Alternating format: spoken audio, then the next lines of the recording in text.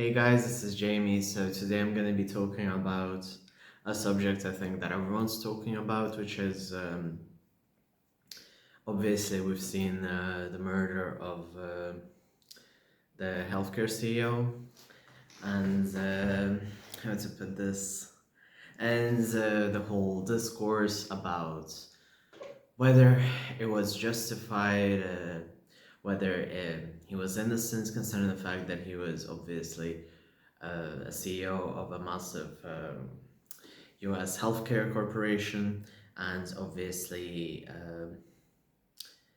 his company was known to use AI and different algorithms in order to refuse people's claims to give themselves or relatives very important care, which in many cases would lead to death or really bad consequences.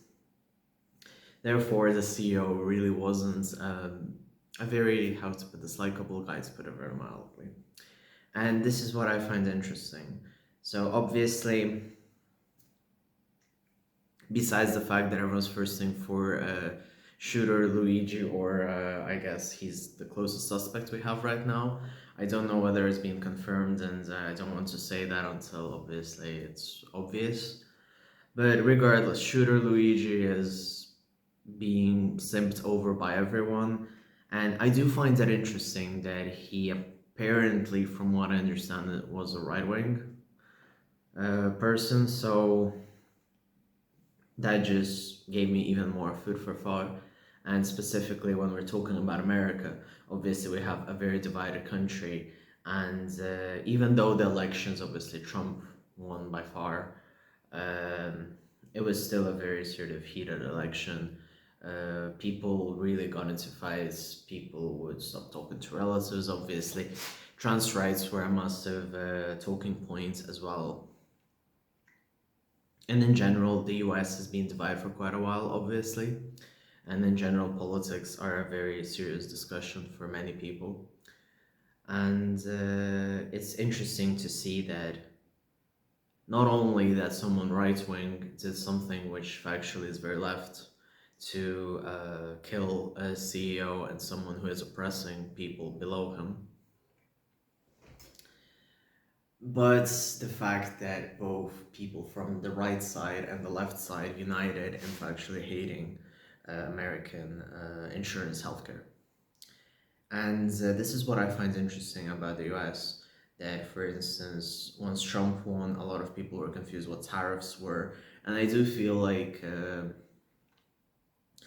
I wouldn't say exactly it's an American literacy problem, but I do feel like American people, not to defend right wingers, obviously, but they obviously see that something's happening, the prices are rising, um, taxes are rising, and they just want to make it from a day to day. They might not be the ones who are specifically triggered by the right wing right now. Like, for instance, Latinos are voting for Trump, or Black people, women were also voting for Trump. So obviously, the minorities, or rather the people who would deem usually left wing, are still voting for the right, just because the Trump's party and right wingers in general are more focused on trans issues this time, and trans people were sort of the scapegoats when it came to saying what's wrong with America and that we need to protect children, blah blah blah blah blah. So obviously, it's interesting to see that, well, obviously, something as serious as healthcare ends up being something that unites America. I do say this because it's also really interesting, because politicians obviously try to get their votes, but no one really tries in the US to address all the issues at once. So obviously, some people feel like, oh, I might vote right wing for the economic stuff, or I might vote left for the rights of people. But no one actually went and said like, hey, let's do something about healthcare, because for instance, having a national healthcare or having some sort of government healthcare feels like something bad for people. So, for instance, I think of like communism, which they don't understand. So, you have this sort of gaps in knowledge where American people will just simply not understand what it is. Just like it happens that where people were voting for the tariffs to be higher, and then they'd be like, well, what's a tariff? So, it's the same. So, for instance, people are not happy with the healthcare. So, obviously, this is a very simple way to sort of, oh, I'm very pissed at insurance who denied my grandfather's surgery or my mother's cancer diagnosis. So obviously, when it's a bit more simple and put in simple terms, people rejoiced from his death, actually, from the CEO's death. And the fact that an act of sort of killing someone uh, who oppresses people is a very left-wing usually thing. And if you look at like there's been Engels quotes also going around explaining it, sort of for people to have more context online as well.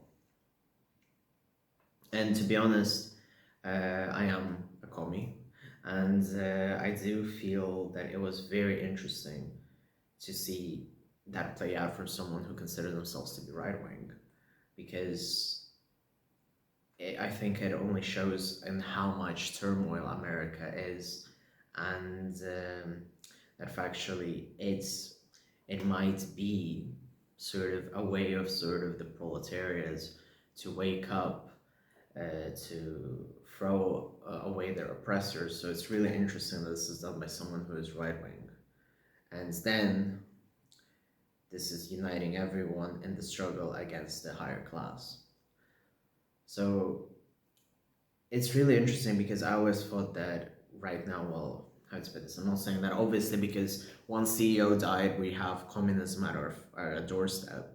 But I do have to say that it's very interesting to see that something like this happens, something like this united people. Like you had Ben Shapiro, Matt Walsh, for instance, advocating like, oh, you shouldn't rejoice this. And people who support these right-wing grifters were like, no, actually, this is a good thing. Like that guy was fucking so many people over, so it's good that he's there actually, because he is in fault for many people's deaths due to his policies, due to his leadership, and etc. So I really did not expect to see this interesting sort of moments in the US where everyone sort of united in their hatred and in their desire not to be fucked over from the fact that they pay for a service, which is insurance, and then they don't get covered by it. And it's even more interesting because it really shows the population, for instance, when the CEO got shot, that people would just walk over him. The investors still did the meeting, even though he was dead. A new CEO was appointed. CEOs are taking on wiki pages, CEOs are writing their names out. So because they're scared that what if there will be someone who decides to copy the same thing. And also the fact that the CEO got killed is made, it just happens as they were trying to implement a sort of time cap on anesthesia, and then the person would have to pay for it from their own pocket. And that ended up being overturned by the health insurance. So in a way, he dies, but people, got not to pay for anesthesia out of their pockets once the time runs out, or the certain time. So it's quite fascinating.